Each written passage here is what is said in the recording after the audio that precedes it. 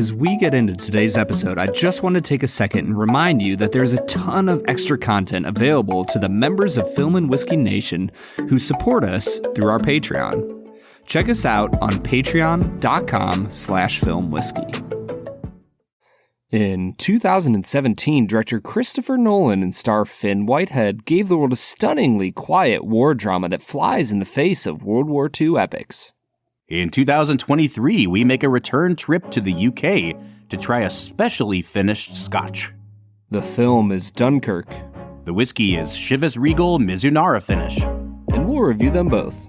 This is the Film and Whiskey Podcast.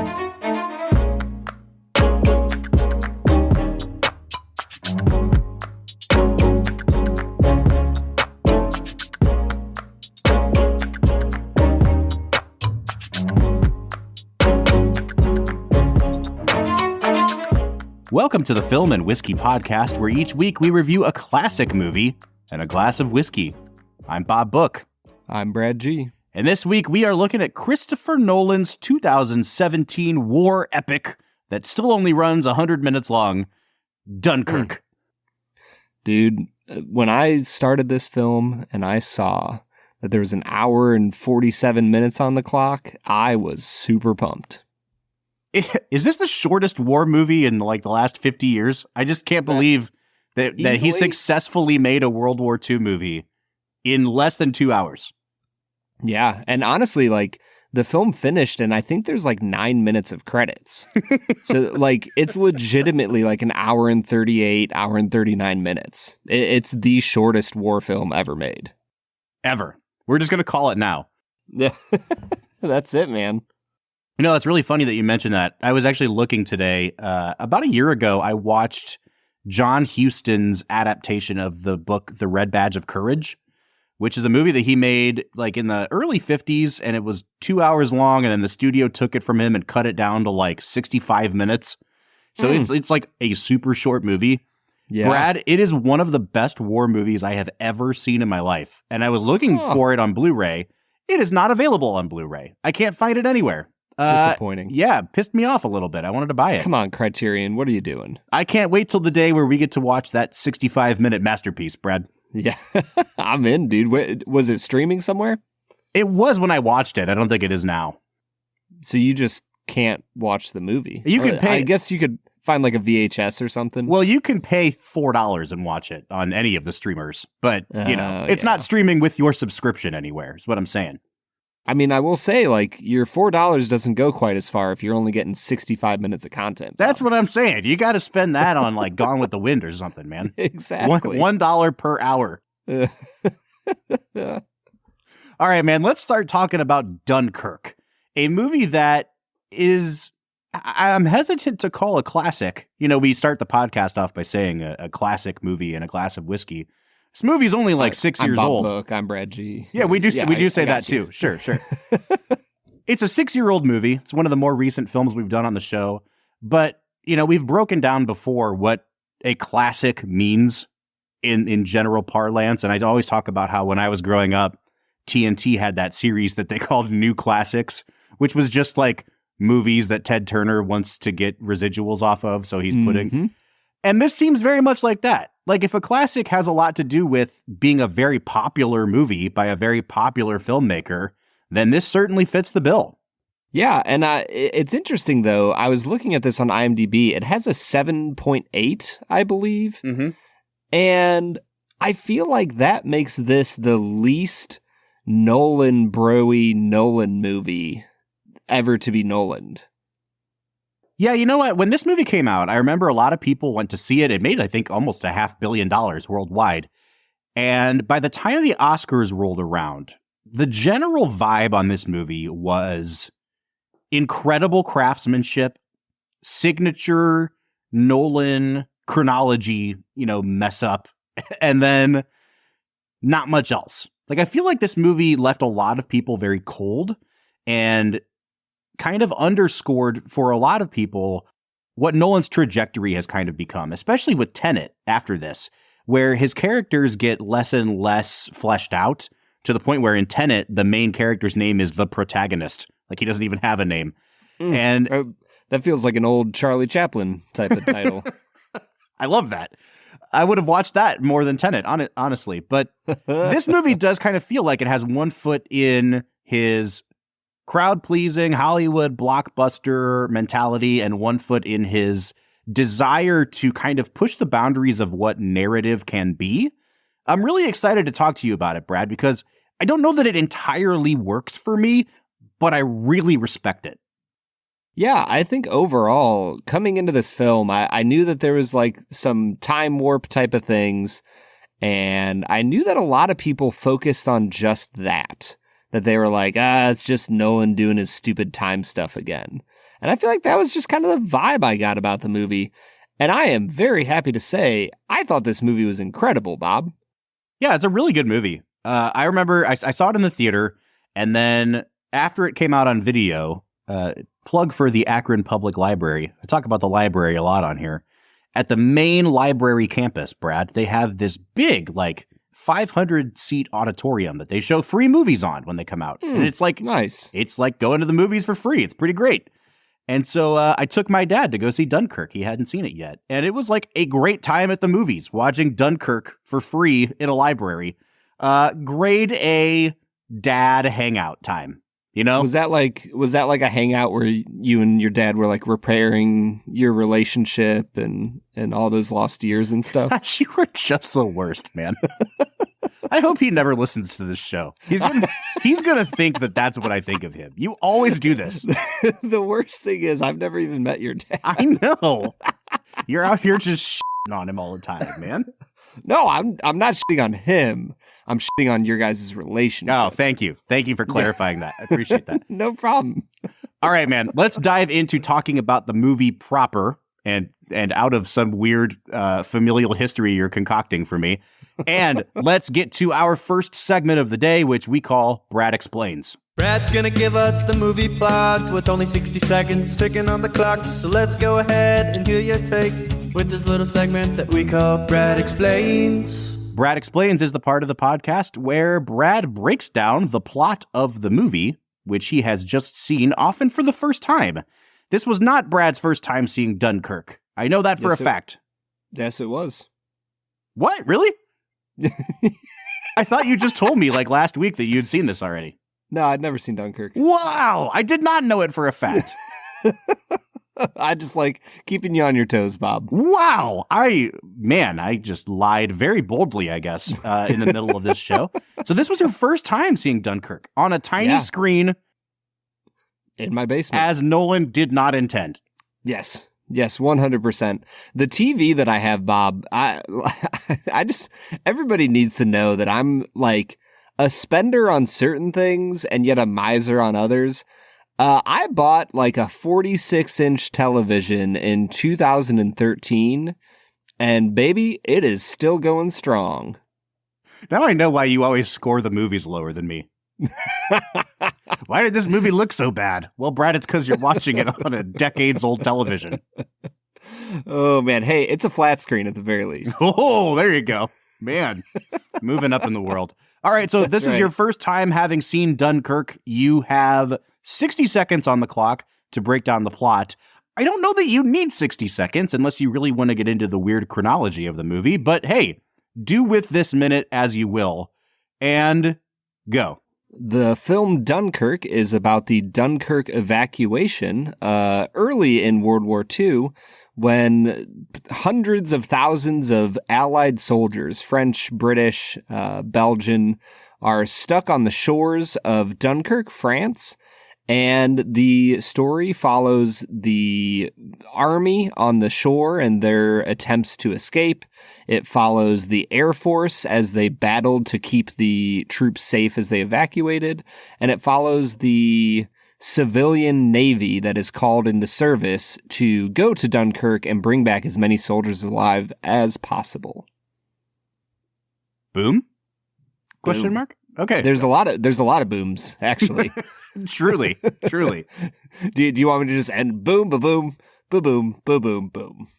I don't know where to start with this movie, Brad. I have a lot of thoughts, but they're all very kind of disparate thoughts. Like, as I watch it, I was like, oh, I want to comment on that thing. I want to comment on that thing. But there's not a lot of I don't know, like connecting tissue for me in terms of forming an opinion about this movie. It's just kind of like, I don't know. I have a lot of disconnected thoughts. Help guide me through this journey, Brad. Please open us up with a 2-minute monologue talking about the upper half of Tom Hardy's face. Honestly, let's do it, man. Let's talk Tom Hardy. Tom Hardy's in this movie. He is the most famous person in this movie, except maybe Kenneth Branagh. Because this Harry Styles. Well, yeah. I was going to say this was. I guess this was peak One Direction, or like right after. This might have been like the first Harry Styles album. So yeah, pretty famous. I'll give you that. Tom Hardy is able to do so much with his body language in this movie, especially towards the end. So he plays a pilot who is basically the hero of Dunkirk, just getting in dogfights left and right on the English Channel, swooping he shoots in down like 7 different enemy fighters and a bomber. Yeah, like I think 5 is an ace. So he gets it all in one day. Yeah, he had a great fell day. Swoop, if you will. Towards the end of the movie, where he has lost fuel and he knows he's going down, and he just decides to kind of glide over the beach. You see the realization kick in, and you see him get very resolute about it and kind of clinch up a bit, and then you see him relax. And it is all done in one shot, and it is like he does so much acting with the top half of a face covered in goggles and his mouth covered by a mask, and you just watch the guy's shoulders relax, and you're like, I get what's going on inside this person's head. It really is truly a thing of beauty as a physical performance. Yeah, I think Tom was my favorite actor in the film. I think that he's far and away the best actor in the film. And he does so much with his eyes, and he does so much with his vocal intonation. Like, I don't think we really talk a ton about actors' ability to control their vocal cords and ability to control how they present themselves in that way. Yeah, I mean, when you phrase it like that, though, it kind of seems like a baseline expectation that people can control their vocal cords. You know, like, yeah, but if someone doesn't control their vocal cords, I feel like that's worthy of talking about. Yeah, that's what I'm saying, though. Like, it just seems like something that we overlook. I feel it. That there's a lot of actors who, just sound okay. And then there's other actors who really know how to use their voices for maximum effect. And I think Tom Hardy is one of those people. And you can't have somebody in a cockpit of the movie the entire time and get away with an average voice acting performance. Brad, I think maybe the way to structure the rest of this front half of the episode is to follow Nolan's structure with this movie. So as you said, there are 3 separate story strands going on at the same time, and eventually they all converge at one specific point. And the longest of those strands is what Nolan calls the mole, which is the name of, it's not the mole as in there is a Mission Impossible. Yeah, like an enemy among us. They're talking about the people on the beach, on land. And that story takes place over the course of 1 week. It is intercut with a story on the sea, which is all these civilians coming across the channel to rescue the people at Dunkirk, which takes place over the course of 1 day. And then the air battles, which are taking place over the course of 1 hour. And they're intercut equally throughout the movie. And you don't quite realize you're on different storylines unless you did a good job of reading in the first few minutes. But I think for a lot of people, they didn't really piece it together until the end of the movie, which I've always found really interesting because it's the first time Nolan gives you the answer to the key, like right in the first few minutes. And I actually really appreciate that he wasn't trying to be cute about it. Having the different storylines really does build tension and momentum, and intercutting them in a non-chronological way, it didn't detract from the movie this time around for me. No, not at all. I think it might be one of his cleverest uses of time warping yet. He's just so open about it. He's like, hey, here's the Army. Their story takes place over a week. Here's the Navy. Their story takes place over a day. Here's the Air Force. Their story takes place over an hour. Yeah. Boom. Well, that's it. Like, it's not hard to understand. I guess I'm just going to go out on a limb and say people are stupid if they didn't understand that. Well, I think the thing is, like, if you want to make this story cinematic, you kind of have to do something like that. It is an incredibly heroic and harrowing tale to read in a book, right? But when you're talking about watching something on film, you would just be, if you put this movie in chronological order, it would suck because it would just be guys sitting around for 6 days, and then the last 1/7 of the movie would be full of action, right? So you have to do something to give the movie forward momentum. And anyway, I said all that to get us back to talking about the mole sequence or strand of storytelling. Let's talk about these young soldiers and also Kenneth Branagh that we see on the beach. Starting with, I guess the person... That's Sir Kenneth Branagh to you, Bob. That's true. You're just a peasant talking about Kenneth like you're on equal terms. I mean, I like Kenneth Branagh. I think he's really good in this movie. I'm such a big fan. I want to talk about the ostensible star of the movie, though, Finn Whitehead. And I've heard it pronounced both Fionn and just Finn. I'm going to go with Finn because I'm an American and I butcher people's languages. So I'm just going to go ahead and do the butchering that feels most comfortable to me. We'll say Finn Isn't it Whitehead. some sort of like cultural appropriation to try and pronounce it the way that they I don't know. pronounce it? I don't know, man. It's Finn. Finn Whitehead. Okay, Finn. Here's the thing about Finn Whitehead. He's only been in a few movies post Dunkirk. He was a pretty unknown actor before this. And, he's a young man, but he's a grown man, so I can say it. He's not a good actor, Brad. He's very, very wooden. I don't believe most of what he does in this movie, even when he's like being pulled from burning wreckage of a ship and laying on, the deck of a boat covered in oil and panting. And then he has this line where he just says, "Take me home." And it's supposed to be like this big release at the end of the film. I don't buy it for a second, dude. I just don't think he's a very good actor. You are incredibly rude, Bob. But you are not wrong. Not wrong at all, man. Yeah, he is like okay. I think that there's moments throughout the film where he works. I think the part when he is like fighting for his French friend that he didn't know was French, I think he shows a little bit of passion, a little bit of chutzpah, and I'm like, okay, I'm down with him here. But at the end of the day, when he's trying to deliver that line, as you said, of like, "I'm coming home," or whatever the heck he says, he's not that good. Well, and then they put like the emotional weight of the movie on him, obviously throughout the film, but especially at the end, after they've been rescued, after they've been taken back to England and they're on the train and Harry Styles is inconsolable about thinking that they have failed. And then he reads the transcript of what Churchill has just proclaimed to Parliament. And he reads it in the most monotone, mumbly Guy Pearce in Memento voice. and the editing there is incredible. Like that montage is pitch perfect. That cinematography, gorgeous. The Hans Zimmer score is the best it's been the whole movie in that one little moment.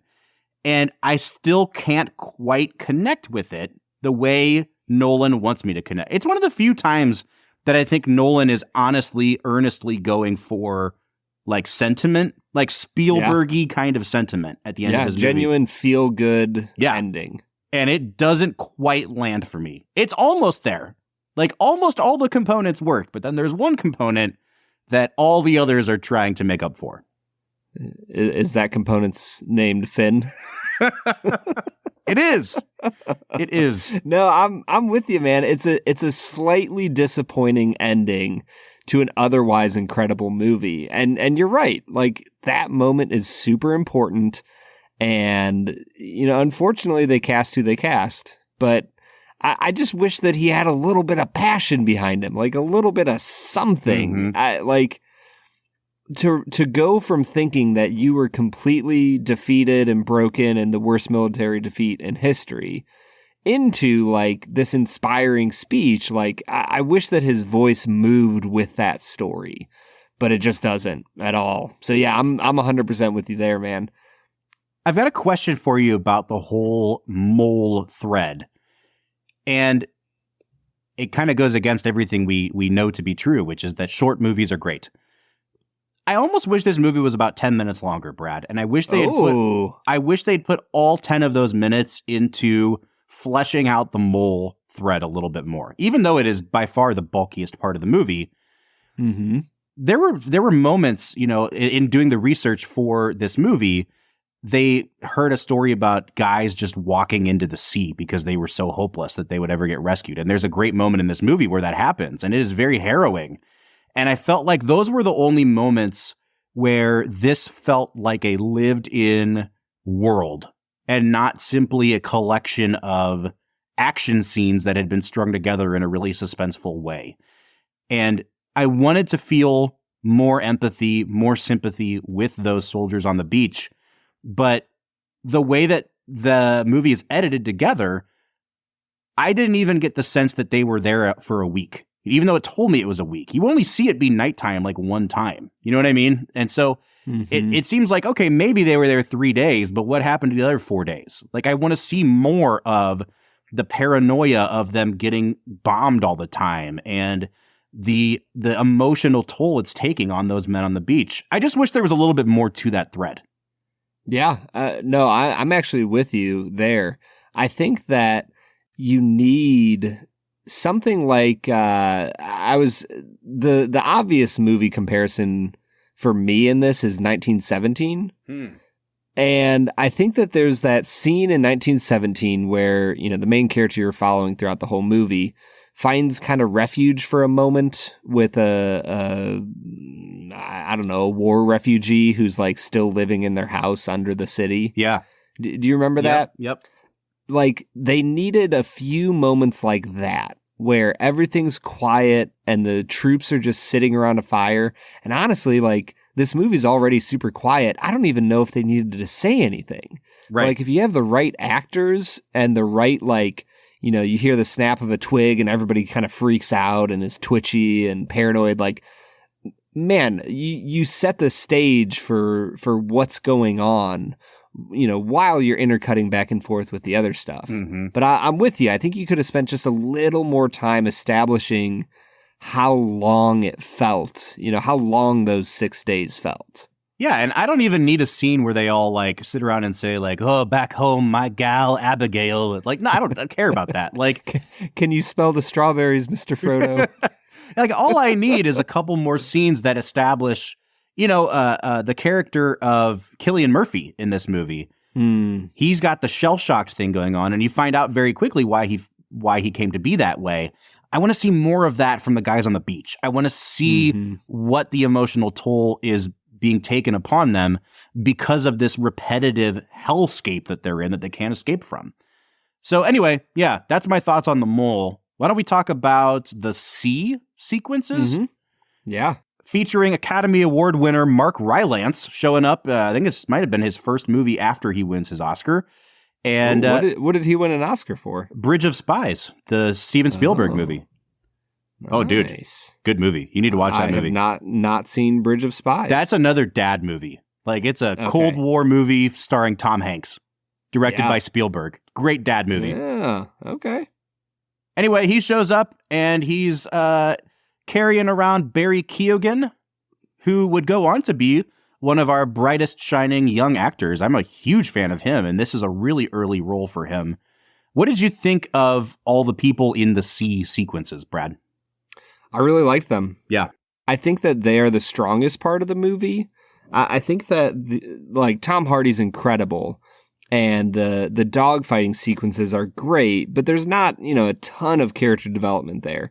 I think that you really have Tom Glencarney and Barry Keoghan and Mark Rylance in roles where they are the ones you get to connect with, because they have, weirdly, like, you feel the most at stake for them. Like, they didn't have to get on the boat and go try and save them. Like, the Navy would have sent some men on their boat. And yet, like, that willingness to die for country is important. And when you hear the tiny little bit of, his older son died in the Air Force in the early weeks of the war, like, it's just little moments like that where you understand Rylance's motivations as a character and his stoicism and his willingness to sail off into the face of danger.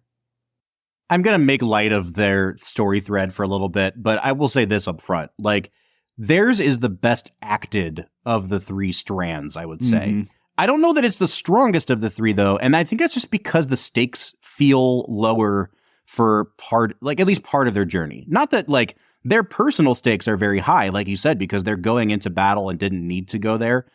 But when you're cutting between images of, like, soldiers getting dive bombed on the beach and destroyers getting blown up and men burning alive, and then they cut back to, like, Barry Keoghan just, like, laying down on the floor, and they're like, should I give him a cup of tea? What should I do?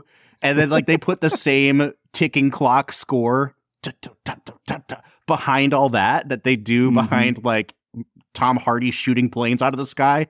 It's like, okay, this feels less vital than Tom Hardy shooting down bombers. All right. SNL, you can hire me whenever you want. This would have just killed in like early 2018. They need to do an SNL sketch where they intercut the actual scenes from the movie of the army and the Royal Air Force and all that.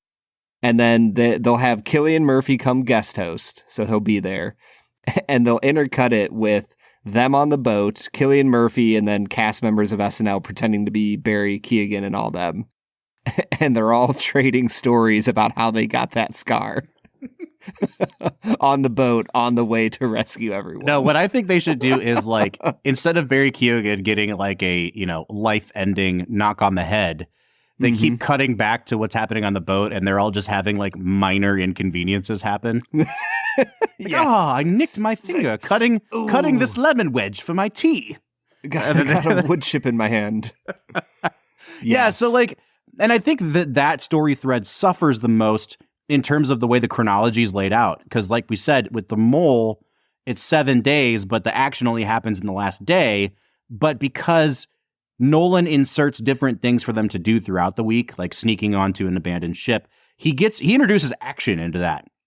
Whereas the sea, there's only so much you can do showing them bob across the English Channel. And so, like, all the action in that story thread happens in the movie's last 30 minutes.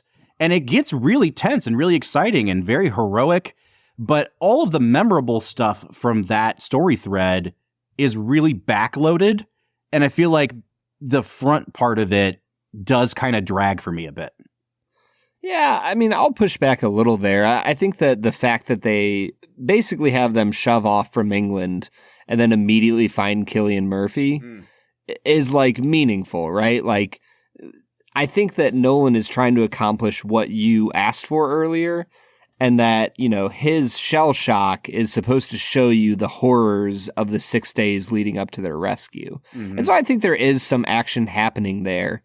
I do think that it's, it feels a little contrived when he's, like, trying to fight them for control of the ship and he falls and knocks his head. And that definitely is one of the weaker parts of the script. But I think that Cillian Murphy is an incredible actor and sells the whole shell shock incredibly well. Yeah, for sure. I also like when they pick up the other pilot that crashes. Jack Loudon is the actor's name. Excellent actor.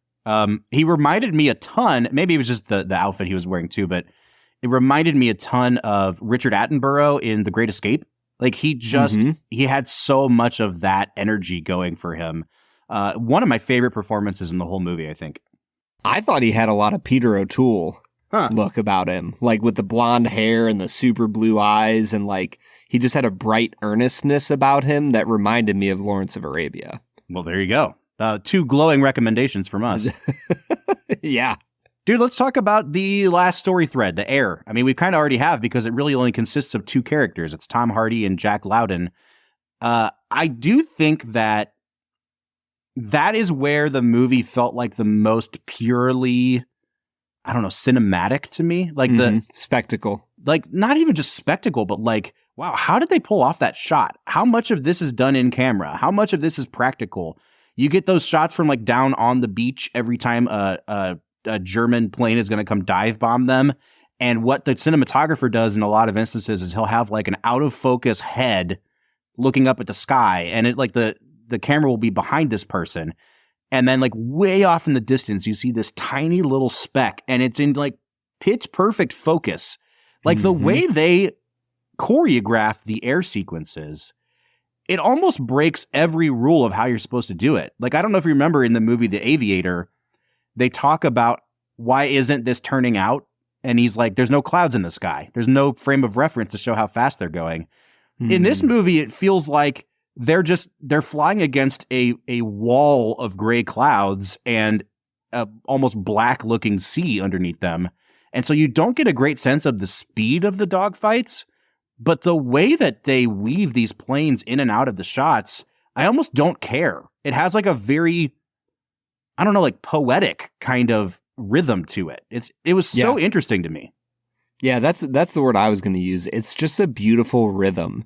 And I think that there's a reason like the Top Gun movies have done so well back in the 80s and, you know, now in the 2020s.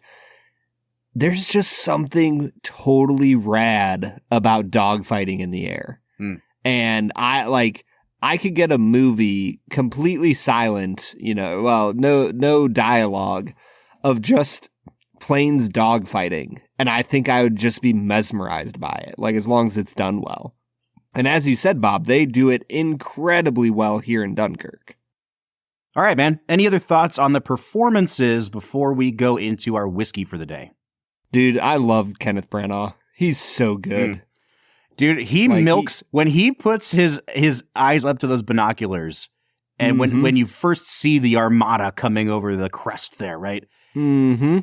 He milks it so much. You see the realization set in, and then from behind his hands, you see the smile start to creep in, and then he kind of gasps for his words.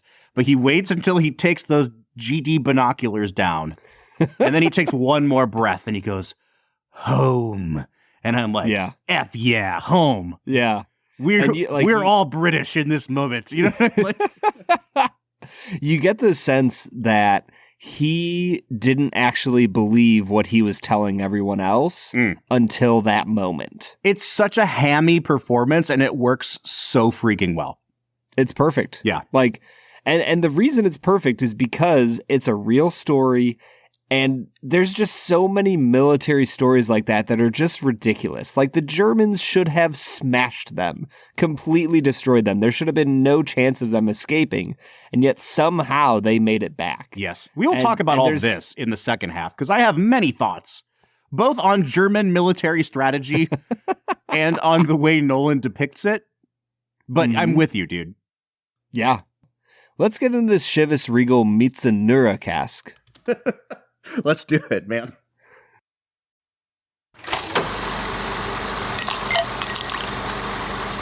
All right, everybody. Today we are looking at Chivas Regal Mizunara Cask finish. We haven't had a Chivas Regal product on this show, Brad, since either season 1 or season 2. It's been a long time since we tried that affordable, popular, blended Scotch whiskey.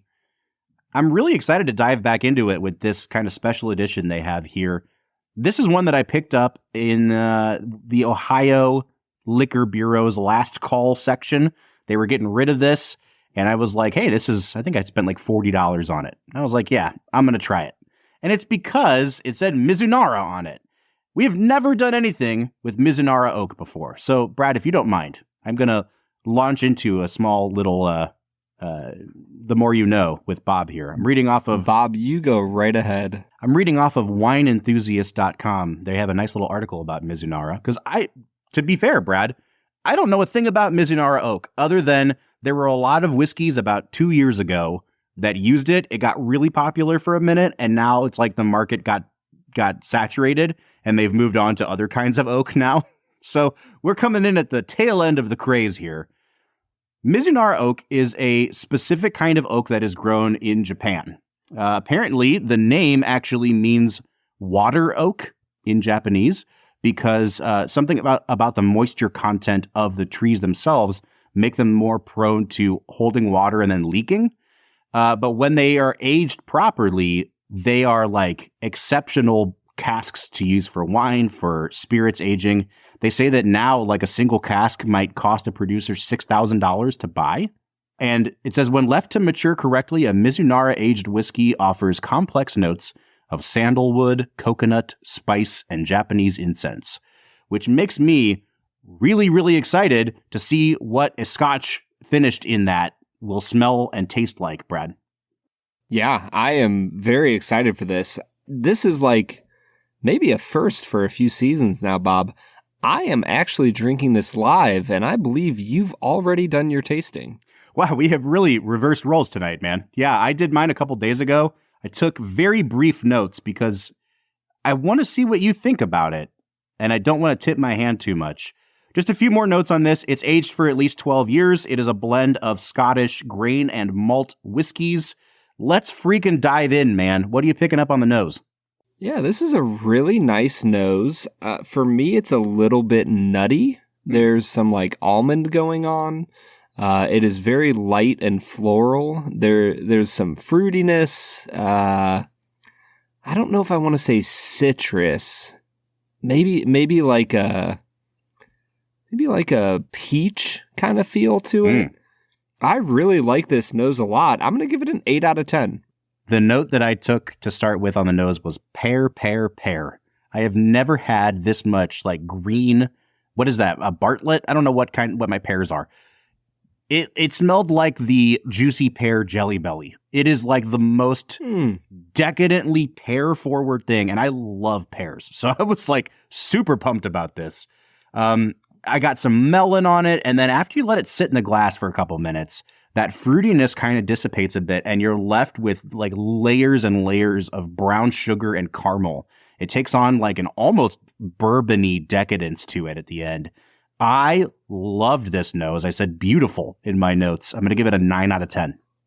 Yeah, and then I got into the palate here.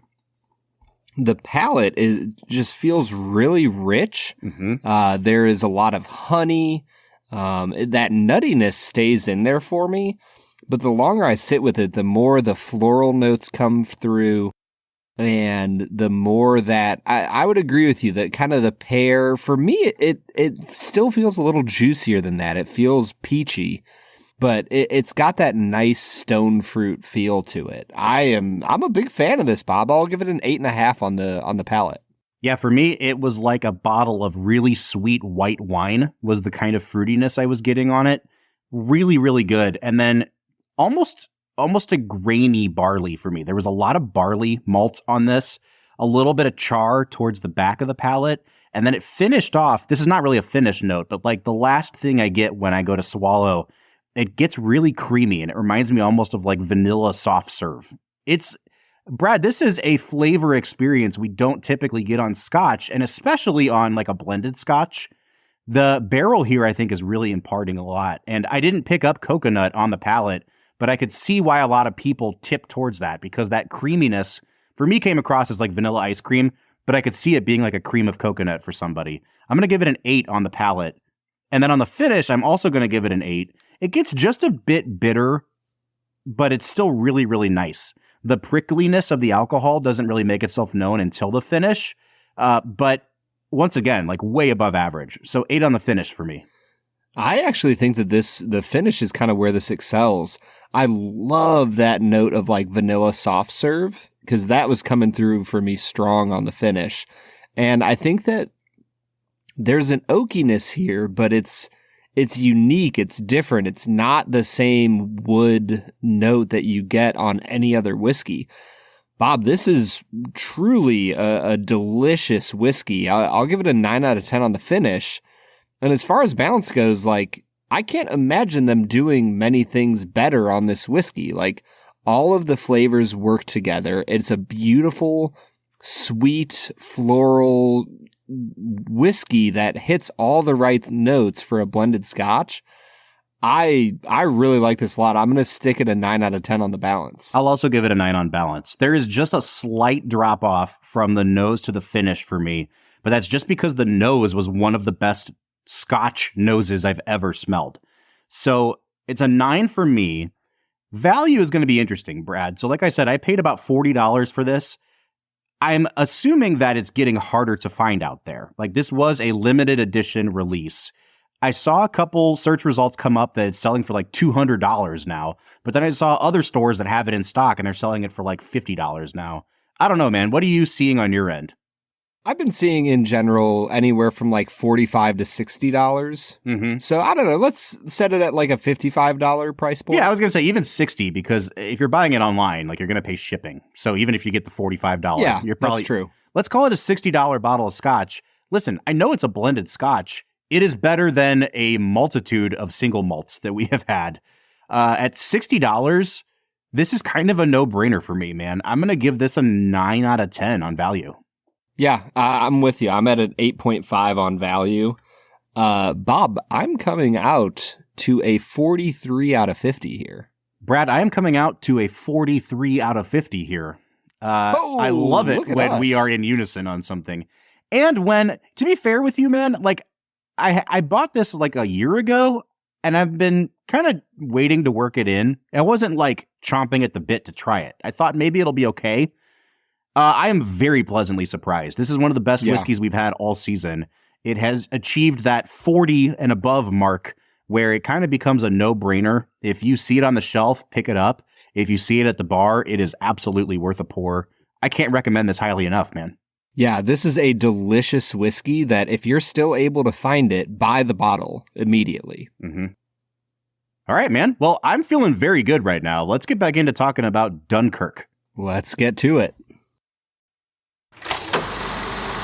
All right, everybody. That was Chivas Regal Mizunara. I can't say that word. Mizunara. Mizunara. Mozzarella. Marinara. You're fucking me up now. Italian oak cask. The marinara sauce. It previously held marinara sauce. Now it has whiskey in it. Tastes like a tomato.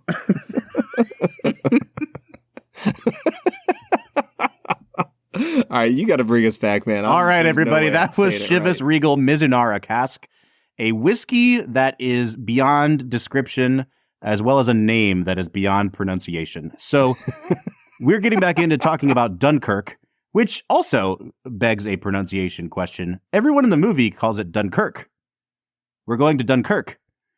I don't know if that's because of it comes from the French or what, but I don't know, Brad. How do you say it? Do you say Dunkirk or Dunkirk? I mean, I say it as the French do. Dunkirk. That's it. All right, man. We're gonna go off the rails really quickly if we don't get into our next segment, which we call Two Facts and a Falsehood. Brad is gonna try to stump you, Bob. Two are right and one is wrong. Two facts and a falsehood. That's right, everybody. Two facts and a falsehood, the segment where Canada cheers. First of all, we're recording this like a week or so in advance. I hope that Canada is recovering from these wildfires. Like, yeah, I don't know if you can hear the scratchiness in my voice. I live in northern Ohio, and the smoke from the wildfires has been so bad that like the air quality in my area is off the charts. They say don't go outside, and if you do, wear a mask to go outside. Yeah. It's really bad, guys. So first of all, Brad and I are praying with and for Canada because it's been rough, man. Yeah. Honestly, I'm kind of glad that we've been dedicating this segment to Canada for so long. It's our sincere support for everything that's going on up there. I mean, we get that some out west in California, but man, they have a lot more trees than us, Bob. I'm going to feel real bad if I lose this week now, Brad. You know, it's like we got to win one for the Gipper here. So yeah, I'm maybe Canada's on my side though, Bob. That's true. We will see how I do at Two Facts and a Falsehood. This is where obviously Brad presents 3 items to me as fact about making this movie, and I have to figure out which one is the lie. Brad, hit me with your 2 facts and a falsehood. Fact number 1, according to Sir Kenneth Branagh, roughly 30 Dunkirk survivors who were in their mid-90s at the time attended the premiere in London. When asked about the movie, they felt it accurately captured the event, but that the soundtrack was louder than the actual bombardment. Fact number 2, director Christopher Nolan had long wanted to direct a film about the Dunkirk evacuation ever since he did a class project on it in primary school, saying that it was one of the most inspirational stories that he had ever heard. Fact number 3, the scene in which Farrier's Spitfire lands on the Dunkirk beach was real, done on location with an actual Spitfire, and it was the first time a plane had landed on that beach since 1940. Well, that's cool. Right? Huh. So number 3 is interesting because when they actually show the plane landing on the beach, you don't see the town in the background. The background is the ocean or the channel, I guess. So doing it on location doesn't really make a ton of sense because unless you're going to show Dunkirk in the background, like it could have been Myrtle Beach. You know what I mean? Like no one knows the difference. So there's just like bikini clad women running around in the background. There's just a guy in like a Joe's Crab Shack t-shirt. So I'm immediately suspicious of 3. 2 sounds pretty plausible. I know that Nolan had been wanting to make a Dunkirk movie and developing it since the late 90s. I assume he heard this story as a boy growing up in England. 1 also sounds very plausible. So I think I have a pretty equivalent chance of getting this wrong regardless. Canada, I'm so sorry. I'm going to go with 3 as the falsehood, Brad. Bob, you are back under 500 No! on the season. Fact number 2 was the falsehood. Man, Christopher Nolan did not like this story as a child. He hated it. He actively was rooting against the English at that point. It was actually a bet between him and his brother that he lost, and his brother was the one who loved the story. Oh, interesting. No, I'm completely making Oh, you're that making that up too. Man, I believed you. This is the problem with 2 facts and a falsehood. You've got me gaslit at this point, man. Oh, man. Okay, let's talk about this movie a little bit. And we don't usually do the like, we're history buffs. Let's compare this to how it really happened. But there are a couple things in the movie itself that didn't work for me, Brad. And I think that you have to kind of bring the historical record into it a little bit to highlight them. The first of which is that at the end of the movie, they say that 300,000 people get off of the beach and get rescued. At no point in this movie does it look like there is anything remotely approaching 300,000 people on that beach. Like you see the planes going overhead and there's like a string of 20 people that are like, mm-hmm. And I think that Nolan is really good at taking small stories and making them appear to have huge scope. Like I think about the scene in The Dark Knight where you get the showdown of the Joker and Batman on that abandoned like Chicago street when he flips the semi truck and stuff. Like literally that is just 2 guys in a semi truck. And it's like, it's an iconic action scene now, even though nothing really happens. But I feel like it's almost the inverse when Nolan has a gigantic scale to work with. Like this movie doesn't have the heft and the scope and the scale that I feel like it needs. You needed to get more extras on that beach or CGI a couple people in. Like we would have forgiven you for CGIing a couple soldiers in there, dude. Like I know most of this is done practically, but he had like 30 guys on the beach and they were like, look at the 300,000 soldiers. Yeah, no, I'm with you. I think that, I mean, honestly, if you want to pause this episode right now, just go Google the Dunkirk evacuation and go to the Wikipedia page. Right at the very start, there's a picture of the beach and there's just countless troops in lines on the beach. And I'm like, literally just recreate that shot. Like, how cool would it have been if the opening shot of the film was like a grainy film reel of that exact, still, and then slowly morphed into color. And you see them all moving about, and then a plane swoops in and tries to bomb them. Like, that would have been an incredible shot. And yeah, it shouldn't be too hard to find 300,000 extras.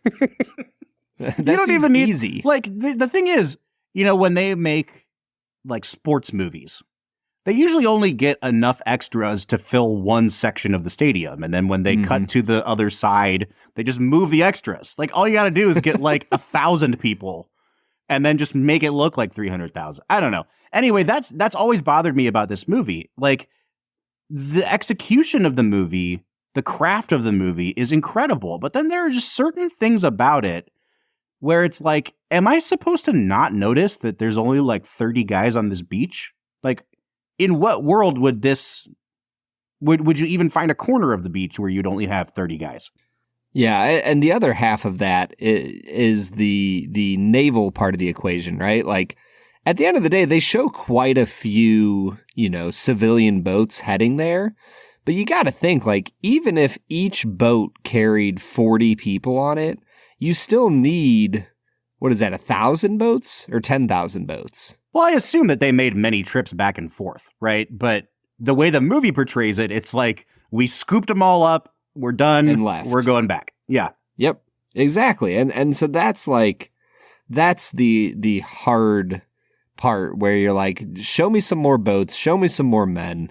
Like, it would have been pretty incredible to just see the scope of it. And honestly, like, it makes me think about the opening of Saving Private Ryan.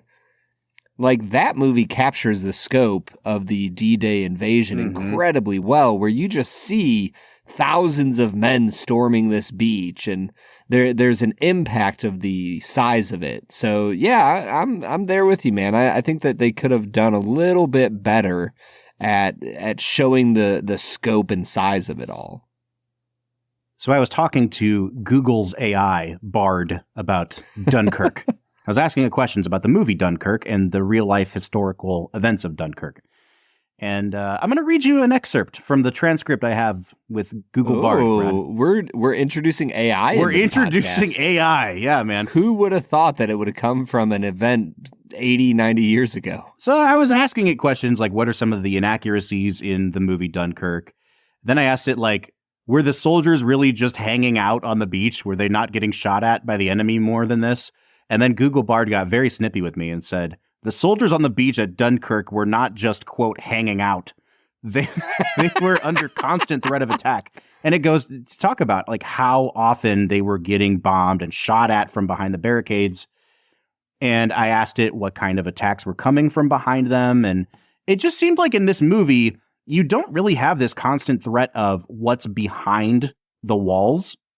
And I think that Nolan really could have leaned into some of the more horror aspects of movies like Memento or even Inception and had that kind of creeping sense of something is creeping up on them from behind and they are trapped by this wall of water on the other side.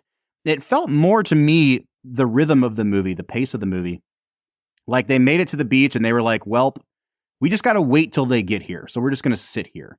And not so much like we are being actively pursued like, Pharaoh and his chariots are chasing us to the edge. You know what I'm saying? Like, I want something like that where the desperation of I cannot move any farther, but I am getting pursued from behind.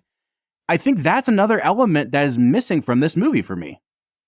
So for you, it didn't work that he doesn't show any German troops other than like half a second when they capture Tom Hardy? I mean, I like that it's kind of like a faceless presence, but you only... it's very off screen. You get a couple bullet holes in the hull of the ship they're hiding in.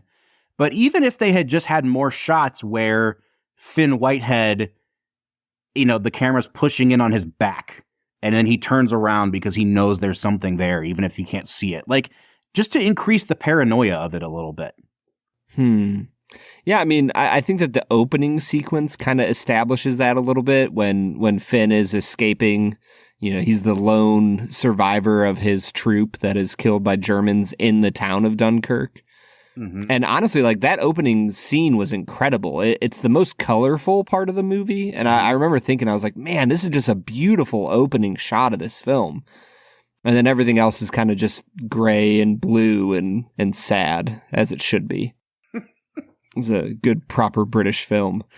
But I think that you're right. I think that there's places where the drama could have been extended. For me, I think that the focus on the troops and the focus on, the Air Force and the naval part of the film was more than enough to keep my attention. I feel like you're going to give this movie like an 8.5, and yet it feels like you're talking about it like it's a 7. That's the thing is like, I'm not going to say my score, but I respect this movie and I want to give it like the recognition it deserves. It's kind of like this movie gets nominated for Best Picture, but it like no one thought it was going to win. It was nobody's favorite movie of the year, except I guess we came to find out later Tarantino loves this movie.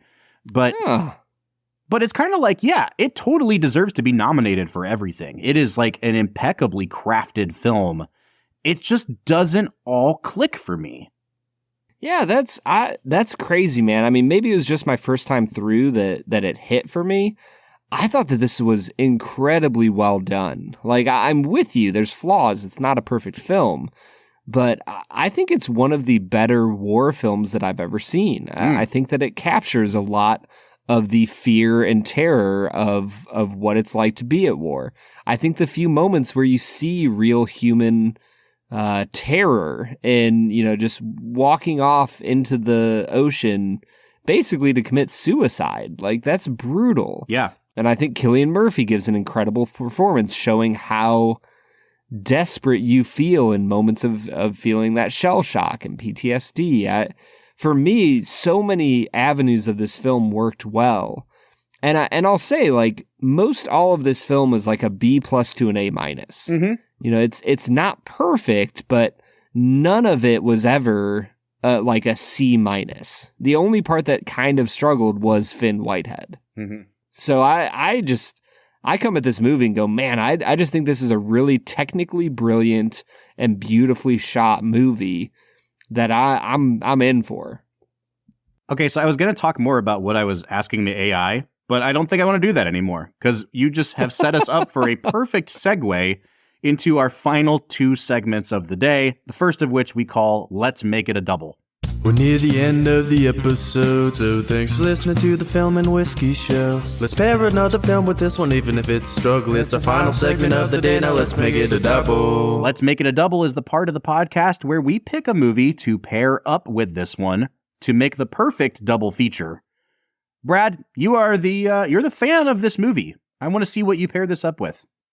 Man, this is an interesting one. I remember hearing somebody, I don't know if they talked about it or if it was a video I watched, that talked about cinematic universes. And, you know, we have the MCU and then all the other spinoffs that never actually worked.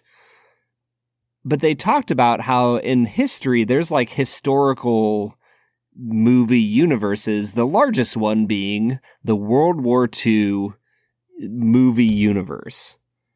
And I think you kind of have to stay in that realm for Dunkirk. I'm trying to remember the name of the movie. I liked it a lot. Was it The King's Speech? Yeah, that's nothing like Dunkirk, but yeah, the movie with Colin Firth where he has a speech impediment and he totally reminds me of Dunkirk. I'm gonna pair that with Dunkirk because I think that there's something of capturing the element of what's going on at home in England and the struggles they're facing there with the military operations that are happening. I think there's something worth watching there. And I also just really like The King's Speech. So that's what I'm pairing it up with, Bob. Scoff at me all you'd like. Scoff, sir. All right, I'm going to pair this up with a movie that I went to the movie theater to see this, and it freaking blew my mind at the time. It's a documentary that was made by Peter Jackson, the director of the Lord of the Rings films. It's not the Beatles documentary, although that would have been really funny if I had done that. It's a movie called They Shall Not Grow Old.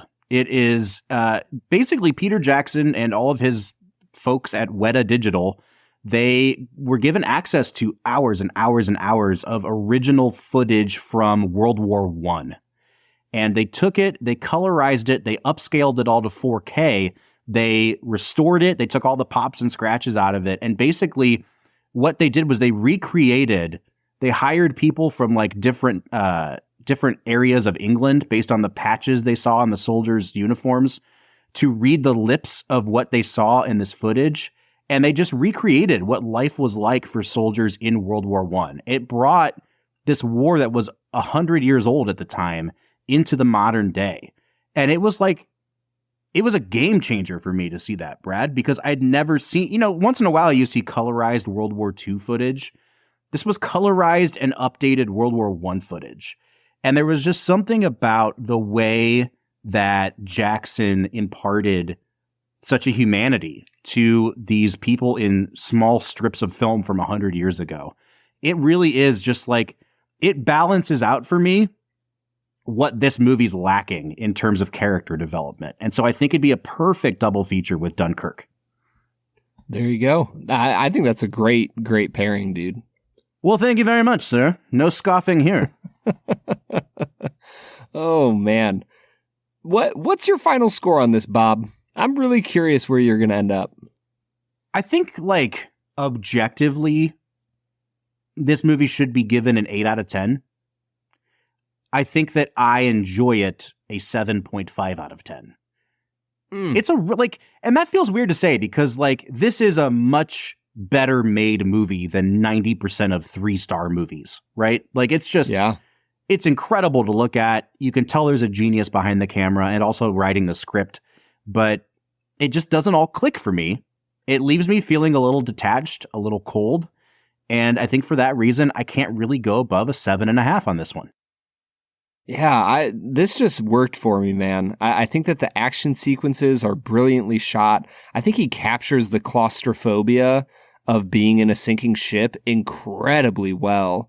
There's just so many brilliant moments throughout this movie that just like took my breath away.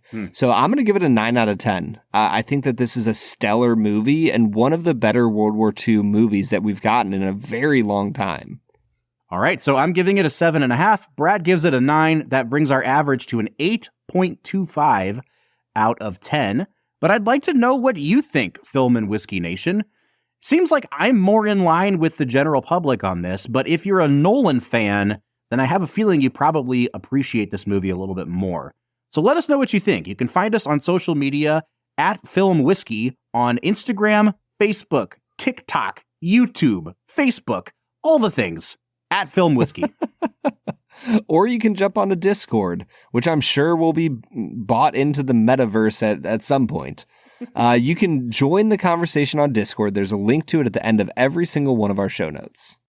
Brad, next week, we are just fully diving into the Japanese stuff. We dipped our toe into it with Mizunara this week. Next week, we are introducing Akira Kurosawa. I cannot freaking wait, man. We're starting with his 1950 masterpiece, Rashomon. How pumped are you, dude? I am incredibly excited to jump in to Kurosawa. It's something that like I've wanted to do for a while, but I've held off because I know we're going to do it on the podcast. So here we are, and I am so pumped for it. All right, we will see you guys next week for Rashomon. But until then, I'm Bob Book. I'm Brad G. And we'll see you next time.